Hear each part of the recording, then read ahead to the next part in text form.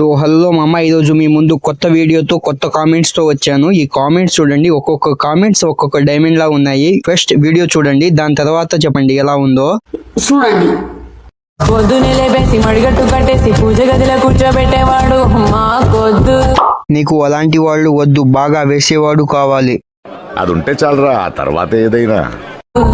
Bikini వేసి beach లో వదిలేసేవాడు కావాలి. పండ్లు ఏంటి అంత పెద్దవిగా ఉంది? ఇది 100 రూపాయల ఫిగర్ కాదురా, 200 రూపాయల ఫిగరే. తెల్లార్లు మీకు ఆటలు ఆడిపించేవాడు కావాలా? కింది స్థాయి వాళ్ళకి అర్థం కాదు, మాస్ వాళ్ళకైతే అర్థం కాదు. మినిమం డిగ్రీ చదువుకున్న వాళ్ళకి ఐఏఎస్ ఐపీఎస్ పెద్ద పై స్థాయి వాళ్ళకైతేనే అర్థం అవుతుంది.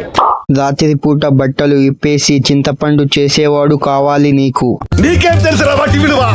కాడివి, అనామకుడివి, అసమర్థుడివి, అయ్యోకుడివి. మీకు కడుపు చేసి వదిలేసేవాడు కావాలి. నేను పోతాను, నాకు ఇది వద్దన్నయ్య, నేను పోతాను. ఈ వీడియో మీకు నచ్చితే లైక్ చేసుకోండి, సబ్స్క్రైబ్ కూడా చేసుకోండి.